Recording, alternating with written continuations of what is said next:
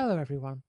So on the 31st of December of 2014, I decided to get South Park The Stick of Truth. And since then, I have been playing it pretty much during all my free time up until the 3rd of January where I got the Platinum. Today, recording this, is the 5th of January, so it's been a couple of days since I've played it. But of that time that I did play it, it was pretty much non-stop. Just the times that I was working and sleeping and all that lot were the times I weren't playing it, so I really did sit down and dedicate my time to it. So I want to talk about this game. I want to talk about what my impressions were going in and what my impressions are now that I've finished it. The impression that I got going in was that I was interested to see what this game had to offer because it's a South Park game and I do like South Park, and I knew it was a turn-based RPG. However, the combination of South Park and turn-based RPG really rang some alarms to me and said, this isn't going to be that good of a game. Everything is going to be extremely, extremely dumbed down, and it's going to have some South Park elements, which is obviously funny. I mean, it is basically an episode of South Park, but with a game around it. So that's what I expected. So I didn't expect to become a big fan of it. After completing the game, I have to say that it's alright.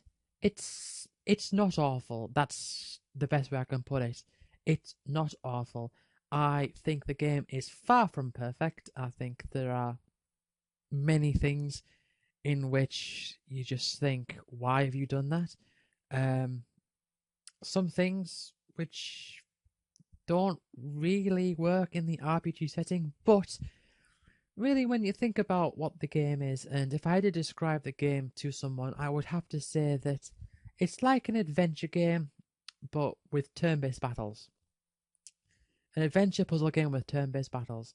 And now when I say adventure puzzle game, it does have kind of like an open world kind of thing, where despite it not being very big, so it wouldn't really count as much, but you do start in the town and you do have the different waypoints you have to find, and they work as fast travel locations. And then you go through all the different buildings and stuff, and you talk to different people, and yep, the South Park residents and all the South Park characters, it's all there. So the South Park side of the game is sorted. You will travel from place to place as part of the story and unlock new abilities which will allow you to traverse different areas in the environment, which I'm not going to give any examples because that would really be spoilers, but you'll walk around town and find that there's many places that you can't go yet because you don't have the ability to go there yet. What you would need is something that you would get later on, and that's how you get there. So there is that kind of element to it. There is also an element of exploration and discovery, because when you do walk around and you do find these little things laying around, you will collect, for example, the Chim Pokemon, which are just collectibles just because they're collectibles to collect. And you'll also make friends. And the way that you make friends is to talk to the person, and they may send you on some quest that you have to complete, or maybe just talking to them in general, and they'll just become your friend on Facebook. And of course, some characters you will need these special abilities in order to be able to get to them. But there is the element of exploration there, and there are environmental puzzles with how you interact with the environment.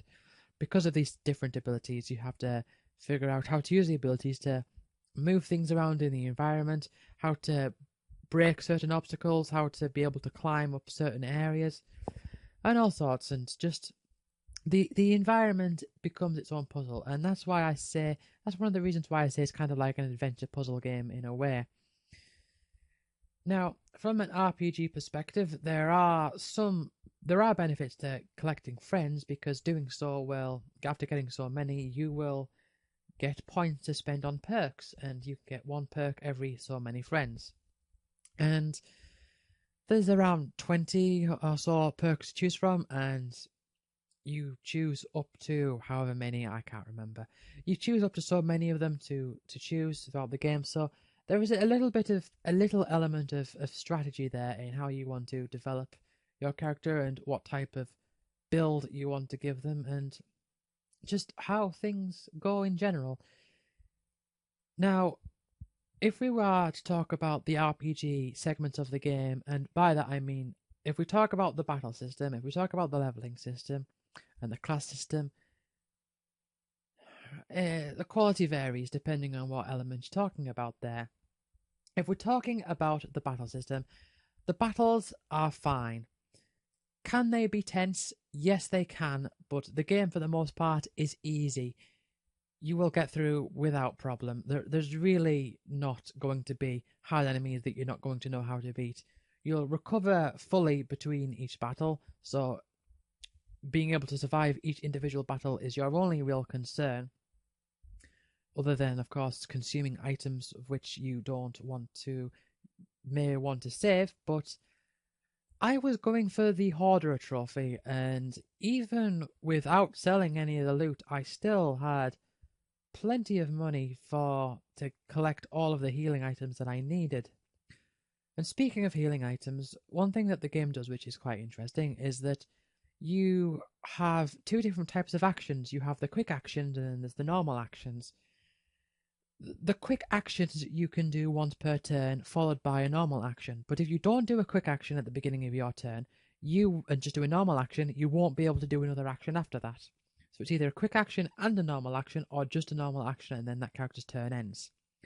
A quick action involves using an item or the character's special ability, because you've got your main character, who is the new kid, and you've got your party members who you collect over time, and each party member collects their own different set of abilities, and they have their own quick command. I mostly use Butters, and Butters is, if that is how you declare ownership of Butters, Butters' ability is to heal the main character. So you can't do it on himself, but you can heal the main character.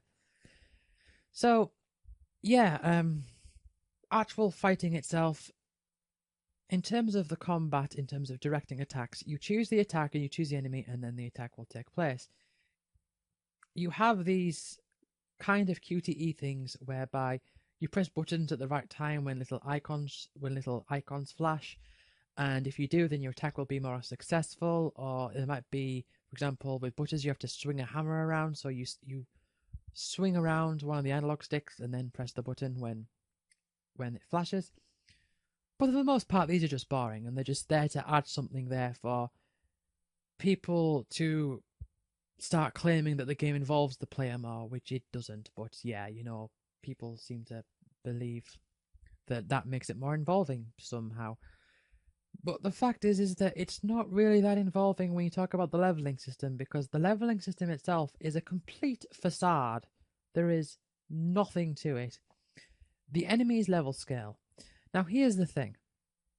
When you level up, you will gain a monstrous amount of stats. Literally tons. Now, you may think to yourself a few different things from that. You may think, well, maybe the game's trying to enforce me to grind a very specific amount so that I can then overcome certain challenges without it being too hard or without it being too easy.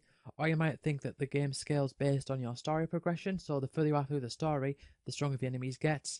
After all, it is kind of like this set world game where you are in this particular area, and there aren't that many enemies, so they don't change too much, but they do change a bit with the story, and they do become more powerful as you level up. But here's the thing with level scaling. It's utterly pointless. There is no reason to level up when all your enemies are going to level up exactly the same way and grow exactly at the same time and gain the exact same stats.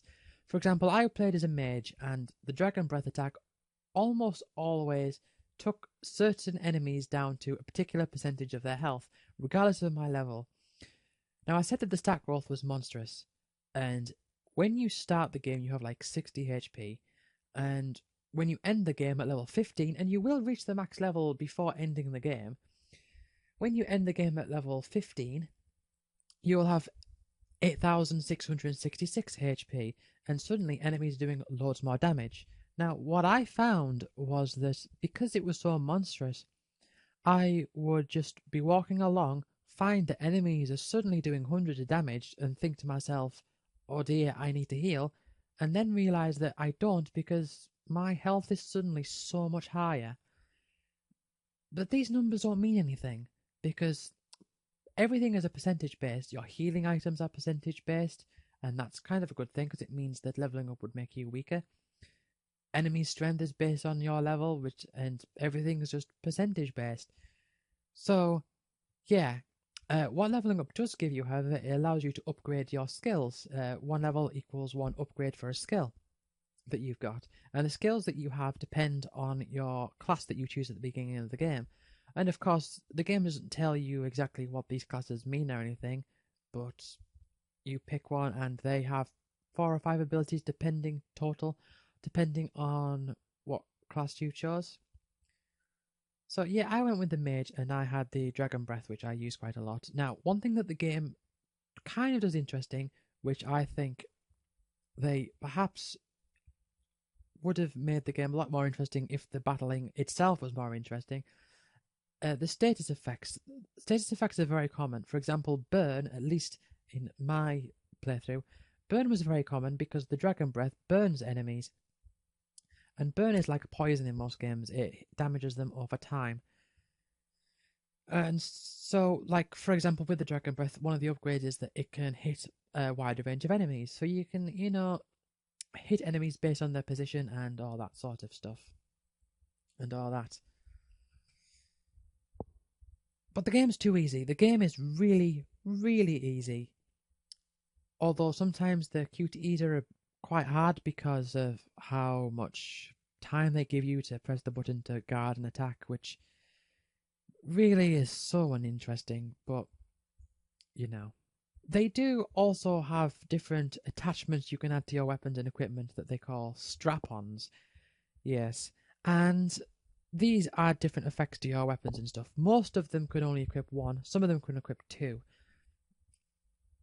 What can be quite irritating is having to manually detach them from one weapon if you want to move on to another.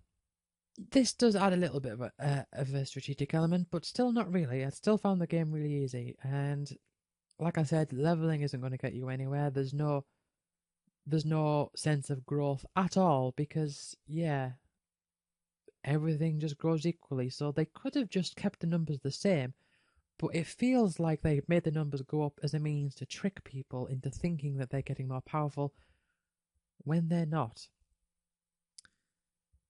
Now you could say, yeah, but the skills level up, and yes, they do, but you could just have the skills level up at level up and just ignore the whole thing about the stats, because that really doesn't do anything, as I've said.